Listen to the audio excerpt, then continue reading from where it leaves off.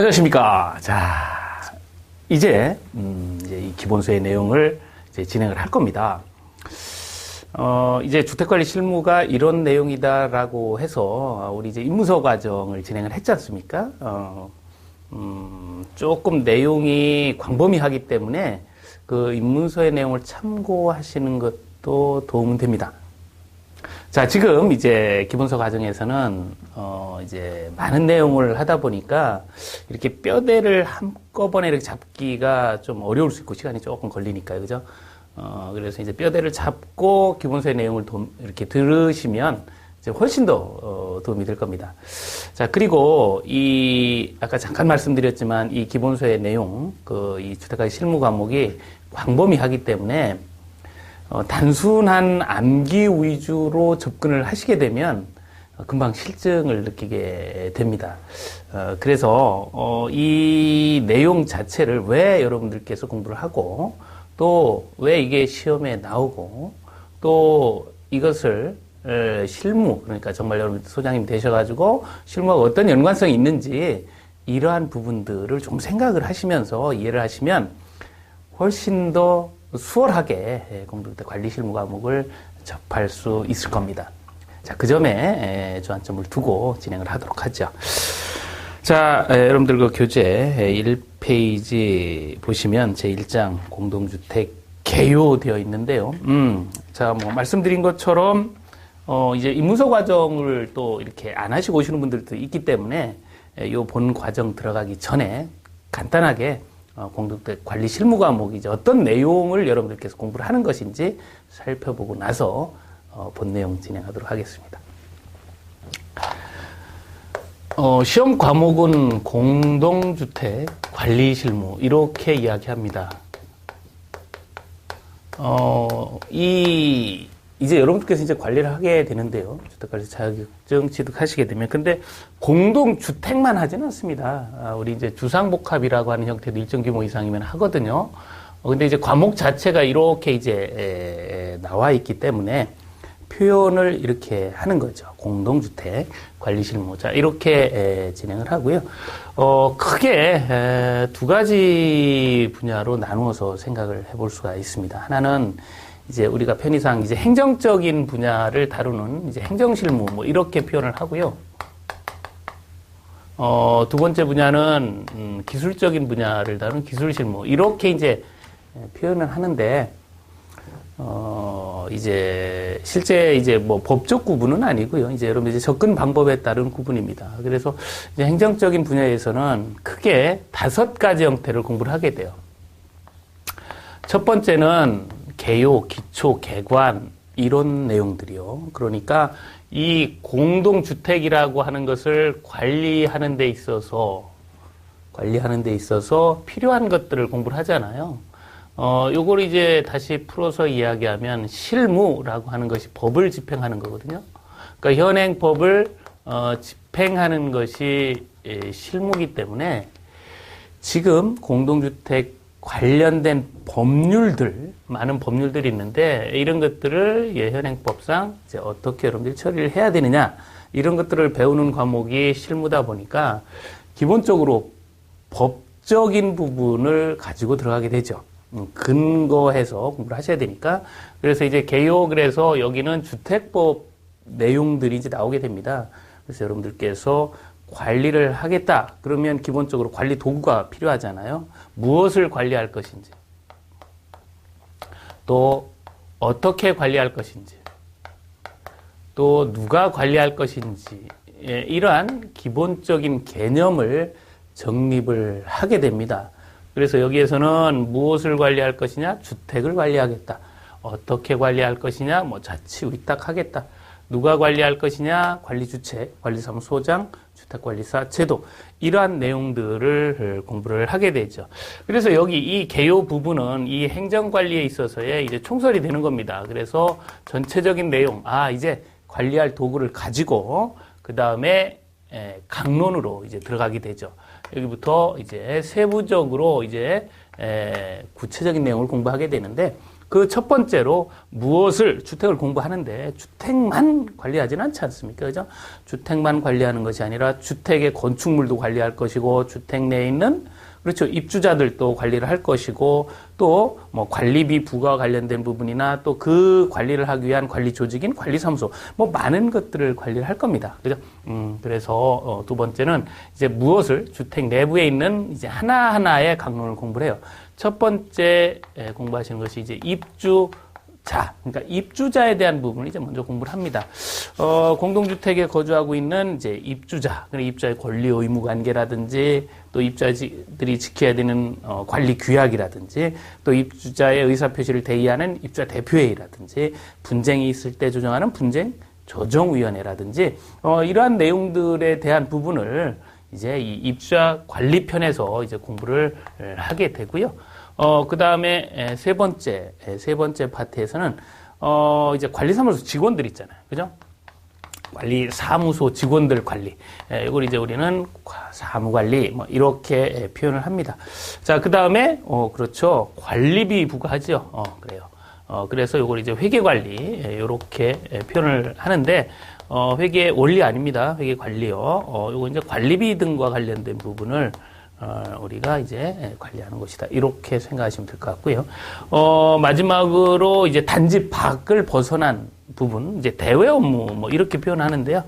대외 업무 관리. 그래서 우리 이제 시장군수구청장, 뭐 시도지사, 뭐 더 나가서 국토교통부 장관과의 이러한 관련성 있는 업무들 진행을 하게 됩니다. 그래서 이렇게 하나의 총론과 강론 이렇게 4개 이렇게 해서 이제 행정관리 형태가 이제 구성이 되고요.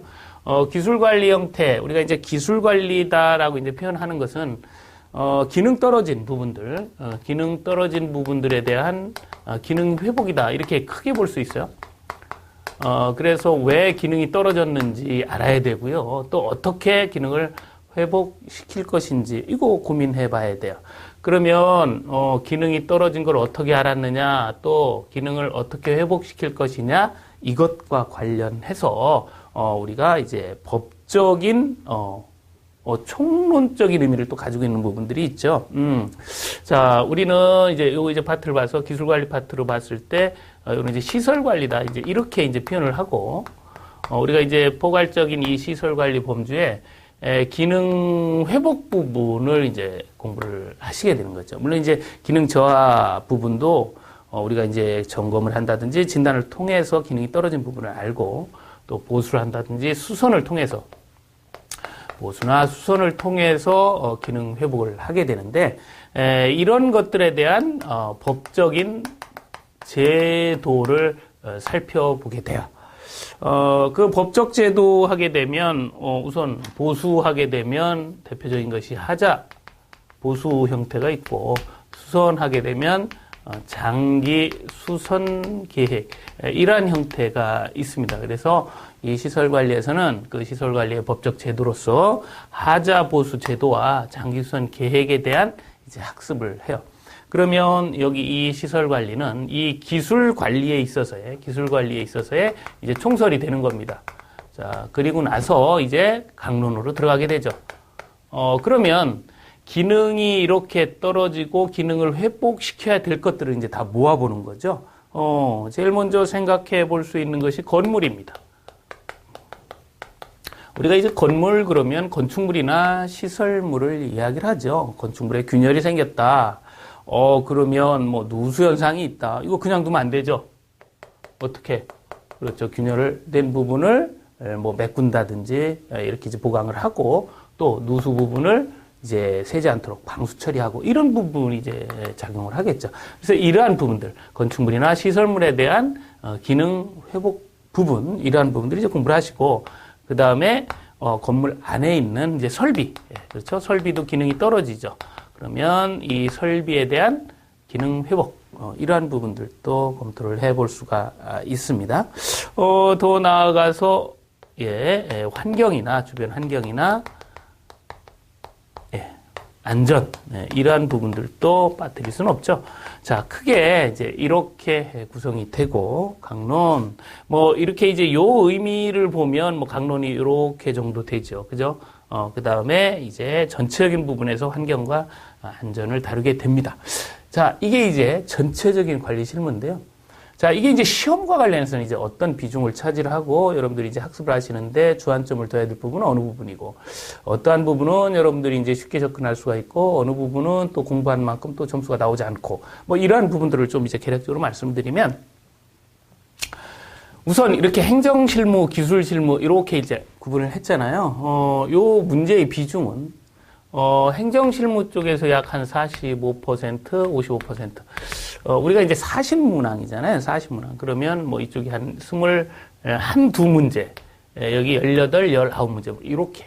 그래서 이 기술 실무가 좀 문항 수는 좀 많이 출제되고 있다. 한두 문제 정도 더 출제되고 있다. 이렇게 일단 크게 볼 수가 있고요. 전체적으로 이렇게 각 단원, 세부적인 부분에서 이제 주의를 하셔야 될 부분은, 우선 이제 이 개요 부분입니다. 이 개요 부분이, 한 장에서는 가장 많이 출제가 되죠. 개요 부분이. 보통 7문제 전후로 출제가 됩니다. 그래서 이 개요 부분, 뭐 어렵진 않지만, 이 부분을 이제 잘 정리를 하셔야 되고요. 실제 여기 있는 입주자 관리나 회계 관리 이 부분에서는 실제 출제 빈도수가 뭐 4문제, 3문제 뭐 이렇게 이제 출제돼요. 그래서 거의 합쳐서 보통 한 6문제에서 한 7문제. 그러니까 입주자 관리 쪽에서 2~3문제, 이것도 뭐 3문제 정도. 뭐 많으면 뭐 이렇게 4문제도 나오긴 하는데 요 정도 이제 출제가 됩니다. 그렇다 보니까 실제 이제 이 입주자 관리와 이 회계 관리부와 관련된 부분은 여러분들이 이제 학습하시다 보면, 아주 이제 쉽게 이제 접근이 될 수 있는 부분이라서, 거의 점수를 다 이제 획득을 하게 되고요. 여기도 마찬가지입니다. 이렇게 진행이 될 수 있고, 대외 업무 리모델링 관련해서 이제 한두 문제 정도가 출제 이렇게 되는 경향을 띠고 있고, 실제로 보면, 이제 사무관리 쪽에서 한 5문제 전후로 이렇게 이제 출제가 되는데, 요 행정관리에서는 사실 이제 요 사무관리와 여기 있는 대외 업무 관리가 사실은 조금 어렵다. 이렇게 이야기할 수가 좀 있는 부분이에요. 그러니까 학습을 하실 때 이 부분을 이제 어떻게 접근해야 되는지, 여러분들이 좀 주의를 기울이셔야 되는 부분입니다. 사무관리는 어려운 이유가 광범위해서 그렇고요. 대업무 관리는 굉장히 세부적이어서 어려워요.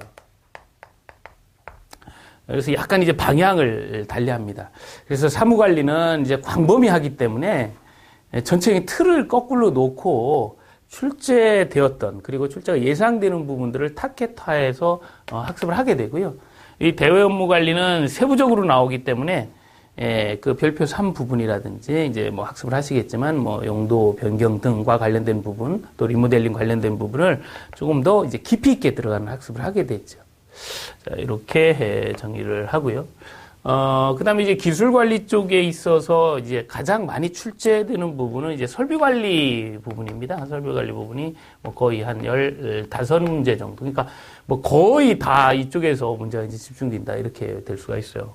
그리고 요 하자 보수와 장기선 계획에서 한 4문제. 이렇게 이제 빼고 나면 크게 없습니다. 건물 관리에서 뭐 2~3문제.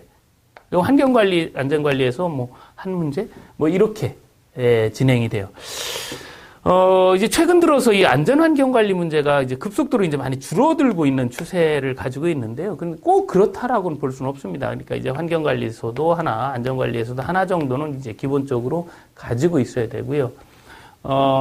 이제 이 시설관리에 있어서 법적 제도인 하자보수와 장기수원 계획은 2문제씩 이제 지속적으로 출제가 되고 있는데, 이 부분은 이제 여러분들이 꼭 반드시, 이제 뭐 극복해야 될 부분이기도 해요. 좀 어렵기도 하고 내용도 많기도 합니다. 하지만 이 부분을 이제 여러분들이 잘 정리를 하셔서 확보를 하셔야 되고, 이제 이 설비 관리와 관련된 부분이 이제 마지막 핵심일 수가 있는데, 이 설비 관리는 이제 전체적으로 봐도 3분의 1 이상이 나오고요. 뭐 거의 기술 관리의 전부다 이렇게 볼 수도 있습니다. 거의. 그러니까 이 부분을 이제 집중을 해서 좋은 고득점을 하겠다. 이렇게 이제 생각하기가 쉬운데요. 굉장히 위험한 부분이에요. 이렇게. 굉장히 위험한 부분입니다. 여러분들이 이제 공부를 좀 하시다 보면, 시설 개론이라는 과목이 있고요. 시설 개론이 크게 이제 건축, 구조적인 측면하고, 그리고 이제 건축 설비. 물론 이제 적산 부분도 있지만, 이렇게 이제 봤을 때 그 시설 개론의 건축 설비 부분이 바로 여기에 이제 이론으로 접목이 되고요. 이 설비 관리, 아까도 말씀드렸지만 관리 실무는 법을 집행하는 거기 때문에 관리자가 붙는다 그러면 이제 다 법률이 있다는 거예요.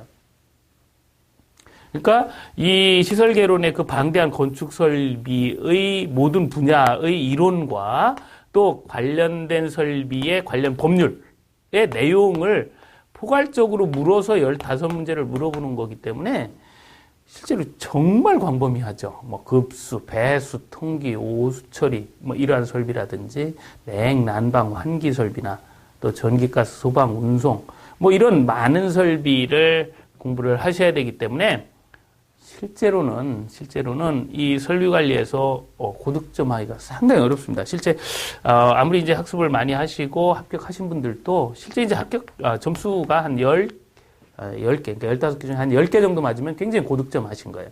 뭐 평균적으로 보면 한 절반 정도, 그러니까 한 8개, 이 정도 맞춥니다.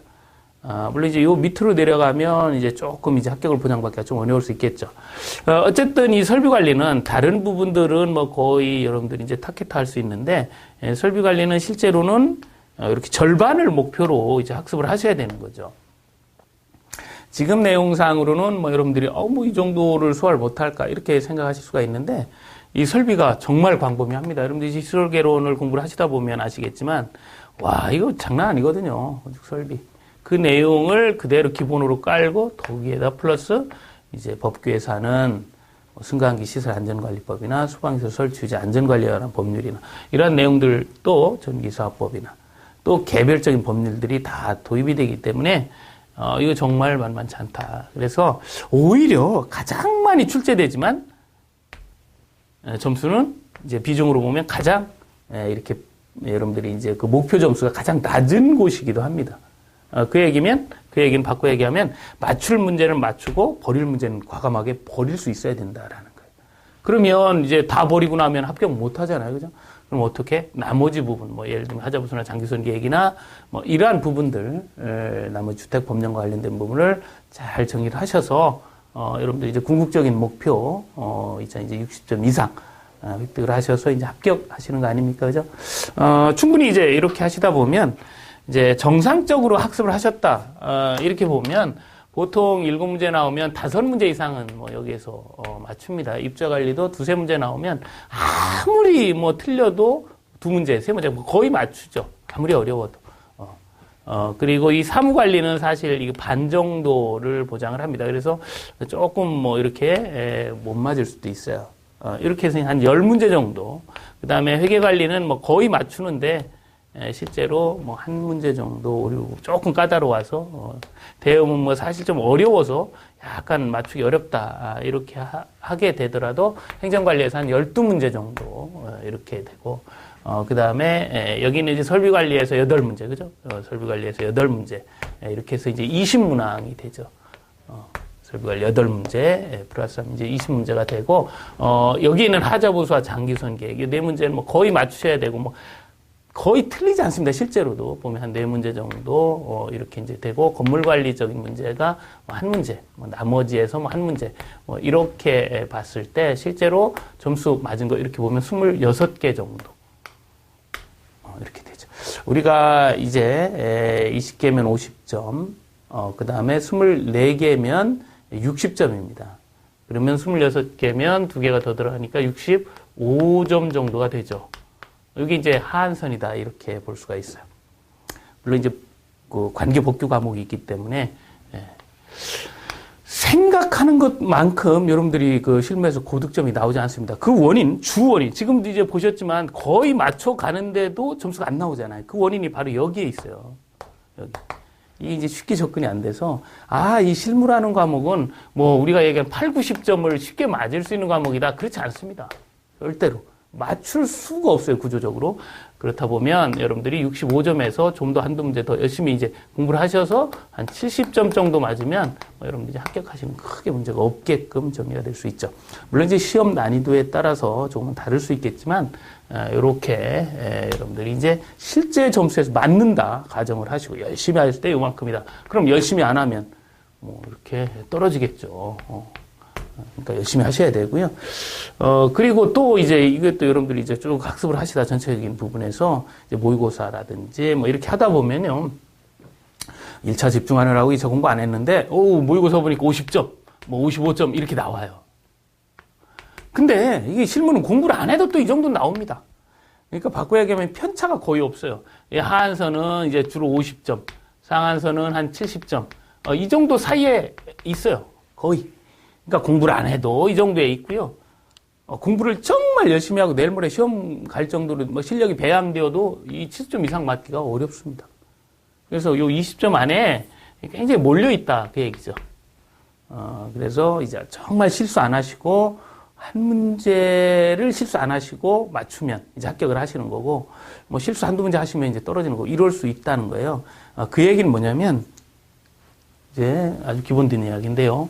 실무는 법을 집행하는 거기 때문에 오류가 있으면 안 되고요. 또 바꿔 이야기하면, 우리가 이제 두루뭉술이 뭐 이런 표현 하는데, 대충, 이렇게 공부하시면 절대 안 됩니다. 그러니까 정확하게 학습을 하시거나 아니면 그냥 모르시거나 이렇게 하셔야 돼요. 그래서 이제 여러분들 이 실무 과목 공부를 하시면서 이제 법령 이야기들이 이제 많이 나올 텐데 정확하게 해석을 할 수 있어야 돼요. 그리고 이제 암기에는 또 어느 정도 한계가 있기 때문에 이해를 상당히 기본으로 하셔야 됩니다. 이런 점이 이제 실무 과목을 공부하는데 좀 까다롭다 이렇게 이제 느껴지는 부분이라고 볼 수 있어요. 뭐 이렇게 이제 공부를 하시면 해당 부분 이제 여러분들 정리를 하시고 실무라는 과목이 생소하지만 이제 반복적으로 학습을 하시다 보면 지금까지 늘 그래왔지만 크게 실패 안 하시고 다들 합격을 하시니까요. 이제 그 합격하기 어려운 이유 중에 하나가 뭐냐면 이렇게 중간 과정, 그러니까 이렇게 쭉 어떤 그 커리큘럼으로 쭉 진행을 하셔서 뭐 나중에까지 이렇게 쭉 진행을 하셔서 끝까지 가셔야 되는데 중간에 가다가 뭐 이 정도? 뭐 내가 할 수 있지 하고 딱 이렇게 단절시키는 거. 그러니까 중간에 하다가 뭐 그게 이제 그런 이유일 수도 있고 뭐 갑자기 뭐 회사 일이 바빠진다든지 또 뭐 또 집안 일이 뭐 좀 복잡해진다. 뭐 이런 어떤 그 외적 요인에 의해서 사실은 뭐 자기 자신이 좀 뒤로 물러서서 이제 실패하는 경우가 거의 대부분이지, 정상적인 방법에 의해서 진행을 하시면, 다 이렇게, 딱딱 집어서 말씀을 드리기 때문에, 크게, 여러분들 그 합격하는 데는 크게 지장은 없다. 이렇게 볼 수가 있고요. 지금까지 쭉 그래 왔습니다. 자, 그럼 이제 오늘, 이제 본격적인 강의는 이제 여기부터 진행이 되겠죠. 관리라고 하는데, 관리 실무라고 하는데, 이거 어떻게 하는 거냐를 배웁니다. 그래서, 무엇을 누가 어떻게 관리할 거냐, 요 이야기를 가지고 시작을 하도록 할게요. 자, 그러면 이제 아까 말씀드렸던, 여러분들 그 교재, 본문 내용의 1페이지를 이제 열게 됩니다. 자, 그죠? 1페이지 보시면 제1장 공동주택 관리 개요 이렇게 나오죠. 자, 이쪽 보시면, 네, 공동주택 관리 개요.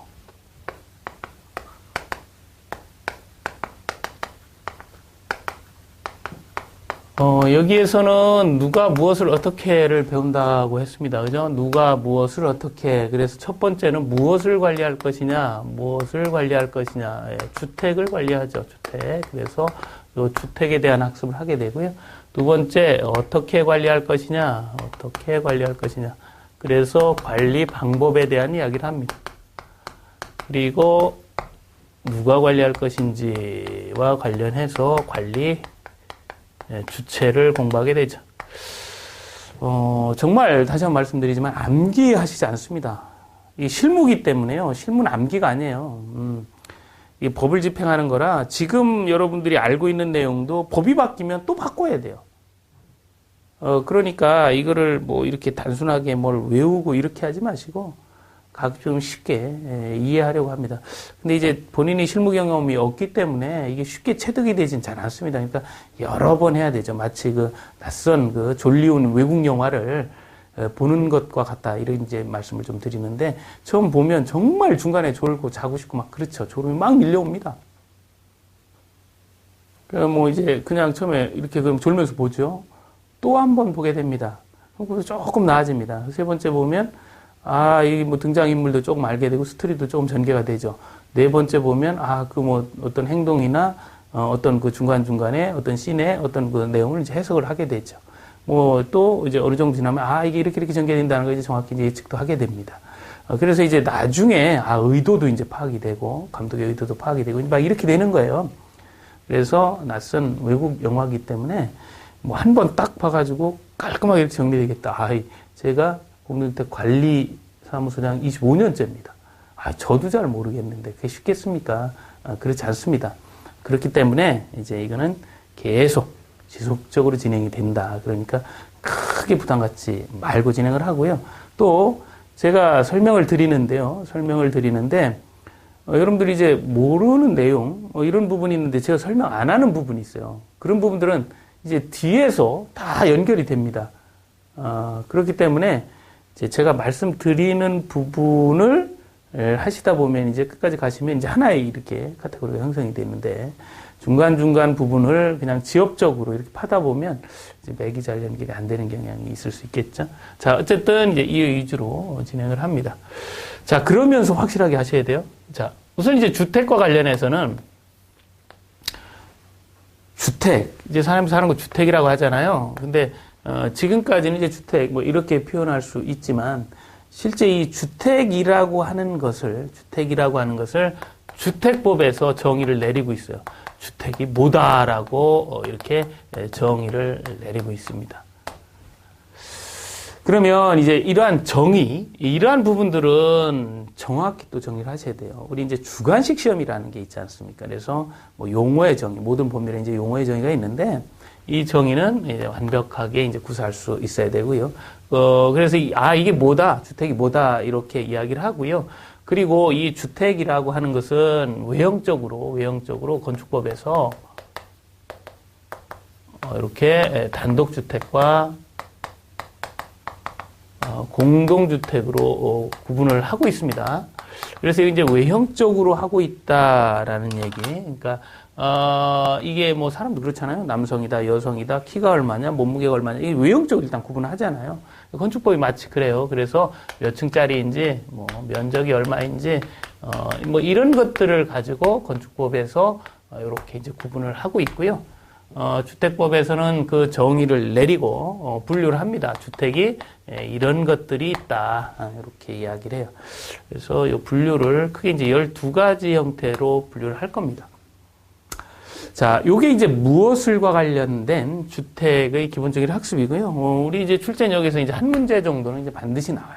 우리 이제 이쪽 장에서 한 7문제 정도 구성이 되는데, 한 문제 정도가 반드시 나오는데, 주로 이제 12회, 3회를 기준으로 이렇게 봤을 때, 이제 요건 이제 전에, 그러니까 12회 전, 요때 이제 많이 출제가 되고, 13회 이후, 뭐 우리 이제 준주택이 나오는 그 시점 이후부터는 도시형생활주택, 준주택, 세대 구분형, 공동주택, 뭐 이런 이제 종류, 이런 이제 분류되는 주택법상 공동주택들이 많이 나오게 됩니다.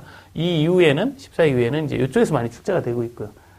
바로 전 시험도 마찬가지고요. 그래서, 이 주택법령상의 분류, 요 내용이 이제 핵심이 될 거예요. 핵심이 되고, 정의는 정확하게 이해를 하셔야지 어떤 내용을 읽으실 때 흔들리지 않습니다. 정의가, 이렇게 흔들리면 이제 왔다 갔다 할 수 있어요. 그러니까, 이러한 부분들 주의를 하셔야 되고요. 요 어떻게 관리 방법과 여기 있는 누가의 관리 주체는 이제 요 주택을 정확히 공부하시고 나서 그 다음 단계에서 이제 진행을 할 부분인데요. 요 부분에서 이제 학습 내용 관련 좀 더 보시면 관리 주체, 또 이제 여러분 잘 아시는 관리 사무소장, 그리고 이 관리사무소장은 일정 규모 이상이면 주택관리사,